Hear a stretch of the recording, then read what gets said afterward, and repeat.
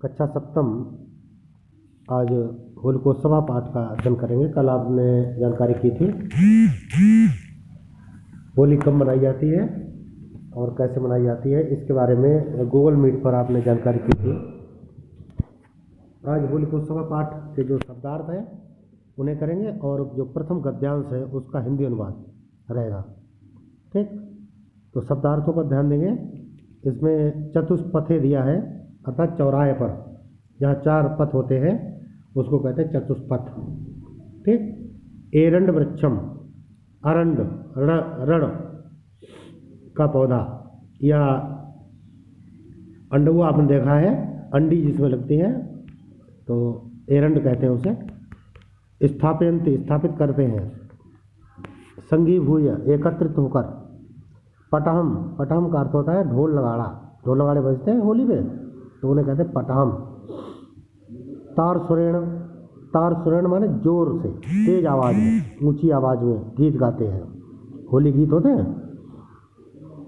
इच्छु दंडेन माने ईख के डंडे से, अर्थात गन्ने से। ईख का डंडा, ईख किसे कहते हैं? गन्ने को। तो गन्ने के डंडे से नहीं लिखेंगे इसे, इसमें क्या कहें? गन्ने से। समाचरंती करते हैं। सस्कुली माने पूड़ी कचौड़ी, पूड़ी कचौड़ी खाते हैं होली में तो यहाँ पर सस्कुली दिया है, सस्कुली माने पूड़ी कचौड़ी। भोजयंती भोजन कराते हैं, आपस में मिलजुल कर पड़ोसियों को और मेहमानों को भोजन कराते हैं, अपने मित्रों को मिल बांट के आपस में भोजन करते हैं। एला, इलायची है ना, नाश्तेदान में इलायची होती है, मिठाई होती है, अन्य और सारे पकवान होते हैं, नमकीन बिस्कुट ये सब होते हैं नहीं, तो उसी में एक एला शब्द दिया गया है, इलायची। इष्टि, इष्टि माने आहुति, आहुति देते हैं तो वो आहुति के बारे में यहाँ पर दिया गया है कि कुछ हवन में चढ़ाना।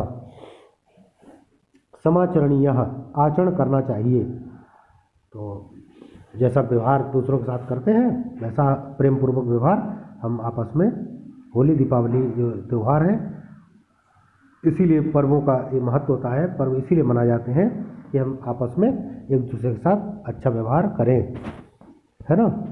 और त्योहारों को कोई विशेष कोई उद्देश्य नहीं होता है, एक ही उद्देश्य होता है कि जो भी आपस में मतभेद हैं, ईर्ष्या की भावना है, द्वेष भाव है, वो सब मिटाकर हम एक पर्व पर किसी को रंग लगाकर, किसी के सामने अपना भोजन करके, साथ में भोजन करा के, आपस में प्रसाद बांट के, पूजा पाठ के साथ, तो बहुत सारे कारण हो सकते हैं। तो मिलजुल कर रहने के लिए ये त्यौहार हमें संदेश देते हैं कि हमें मिलजुल कर रहना चाहिए। तो समाचरणीय माने हमें सबके साथ समान आचरण करना चाहिए, भेदभाव नहीं करना चाहिए। अब पढ़ते हैं गद्यांश। चतुर्दशा पाठा अर्थात 14वां पाठ है, पाठ 14 होलिकोत्सव, होली का पर्व। नीचे फोटो में देख रहे हैं आप, कुछ बच्चे पिचकारी लिए हुए हैं, रंग खेल रहे हैं, उधर ढोल बजा रहा है, उधर गीत हो रहे हैं और उछल कूद मची हुई है, रंग बिरंगा त्यौहार है। ऐसे होली के बारे में हम पढ़ते हैं जो कि फाल्गुन मास की पूर्णिमा को मनाया जाता है। कल हमने चर्चा भी की थी और आपसे जानकारी प्राप्त की थी। आपने मार्च में बताया था, मार्च में तो मनाया जाता है लेकिन मार्च से इसका कोई मतलब नहीं है। यह फाल्गुन मास की जब पूर्णिमा होगी तभी होली का पर्व मनाया जाता है। अब देखते हैं संस्कृत गद्यांश को। भारतीयेषु सर्वेषु पर्व दिवसेषु फाल्गुन मासस्य पूर्णिमा महत् पर्वदिनम् अस्ति। इदं दिन होलिका नाम्ना प्रसिद्धं। होलिका भारतीयानां वसन्तोत्सवः। सर्वत्र ग्रामे नगरेऽपि च माघमासस्य शुक्लपक्षे वसन्तपञ्चम्यां जनाः चतुष्पथे मन्दिराणां जलाशयानां वा समीपे वसं काष्ठखण्डम् एरण्डवृक्षं वा स्थापयन्ति, तत्र प्रतिदिनम् इन्द्राणां संग्रहं च कुर्वन्ति। रात्रौ च एकत्र सङ्घीभूय पटहं वादयित्वा ते उच्चैः गायन्ति च। फाल्गुनस्य पूर्णमास्यां रात्रौ जनाः तं सङ्गृहीतम् इन्द्रराशिं दहन्ति। हर्षेण हर्षेण उच्छलन्ति तारसुरेण गायन्ति च। अनन्तरं ते नवानां यवानां गोधूमानां च सस्यानि इक्षुदण्डेन बद्ध्या तमेव हस्ते समादाय अग्ने प्रदक्षिणां कुर्वन्ति। पश्चाच्च ते गुर्जराणां पादौ स्पृशन्ति बांधवानां कंठे मिलन्ति च। तो इस प्रकार से ये गद्यांश है और गद्यांश का जो हिंदी है वही बता दे रहे हैं। हिंदी अनुवाद संदर्भ आप लोग लिख लेंगे, एक बार संकेत कर दे रहे हैं। प्रस्तुत गद्यांश हमारी पाठ्यपुस्तक देववाणी संस्कृतम के होलिकोत्सव नामक पाठ से अवतरित है। हिंदी अनुवाद भारतीयेषु सर्वेषु पर्व दिवसेषु, भारत के सभी त्योहारों में पर्व दिवसों में फाल्गुन मास की पूर्णिमा का बहुत ही महत्व पर्व दिवसम अस्ति, बहुत ही महत्वपूर्ण पर्व दिवस है। इदम दिन होलिका नामना प्रसिद्धम, यह दिन होलिका नाम से प्रसिद्ध है, होली नाम से प्रसिद्ध है। होलिका भी कह सकते हैं, होली भी कह सकते हैं। होलिका भारतीयानां बसंतोत्सव, होली भारतीयों का बसंतोत्सव है, क्योंकि बसंत पूजन से, बसंत पंचमी से इसका पर्व का आगमन हो जाता है और हम हर्षोल्लास का वातावरण और प्रकृति में भी बदलाव आ जाता है।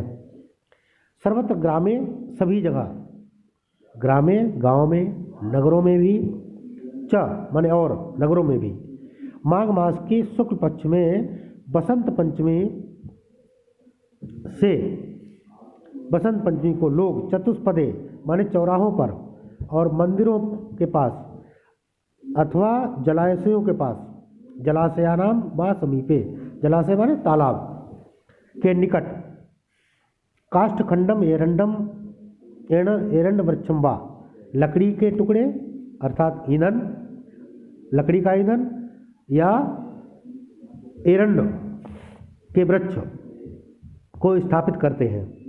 तत् प्रतिदिनम ईंधनानाम संग्रहम, और उस दिन से लगातार प्रतिदिन वहाँ पर ईंधन इकट्ठा करते हैं। संग्रह माने इकट्ठा करना।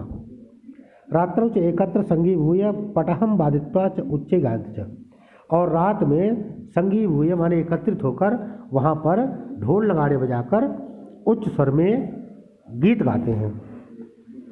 उच्चे गायन्ति च, उच्च स्वर में, बाधित्वा पटहम बाधित्वा, ढोल नगाड़े बजाकर।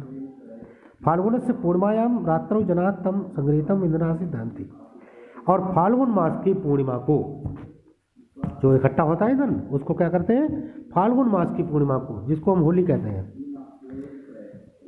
रात्रौ जना तम संगृहीतम, रात्रि में लोग तम माने उस, संगृहीतम माने इकट्ठे, ईंधन राशिम दहन्ति, इकट्ठे ईंधन को जलाते हैं, दहन्ति माने जलाते हैं। हर्षणेन उच्छलन्ति तारसुरेण गायन्ति च, प्रसन्नतापूर्वक, हर्षेण माने प्रसन्नतापूर्वक, उछलते हुए, उछलते कूदते हुए तेज स्वर में गीत गाते हैं। और इसके बाद अनंतरम ते नवानाम यवानाम गोधूमानाम च सस्यानि, इसके बाद वे सभी नवानाम यवानाम, नए जौ अथवा गेहूँ, गोधूमानाम, यवानाम जौ, गोधूमानाम माने गोधूम माने गेहूँ के हरे पौधे, इक्षुदंडेन माने गन्ने में बांधकर, बद्ध्वा तमेव हस्ते समादाय, उसे हाथ में लेकर, अग्ने प्रदक्षिणाम कुर्वन्ति, आपकी परिक्रमा करते हैं, प्रदक्षिणाम कुर्वन्ति।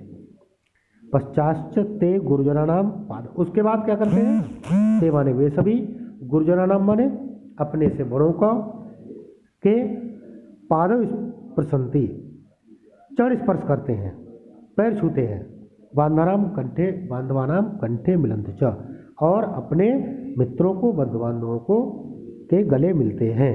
तो इस प्रकार से हिंदी अनुवाद हो गया है। इसको आप लोग समझ गए होंगे और लिख लेंगे, लिखित रूप से भी अभी PDF भेज देंगे। धन्यवाद। इसको व्यवस्थित करके जो प्रश्नोत्तर है, शब्दार्थ है, और ये प्रश्नोत्तर अभी नहीं करा है, शब्दार्थ और गद्यांश का हिंदी अनुवाद है, करेंगे। इसके बाद प्रश्नोत्तर भेजे जाएंगे। ठीक। जिनकी समझ में ना आया हो, कोई कठिनाई हो, तो पर्सनल नंबर पर आप पूछ सकते हैं, उसको मैसेज लिख कर डाल देंगे, उसकी जानकारी आपको दे दी जाएगी। ठीक, ओके, धन्यवाद।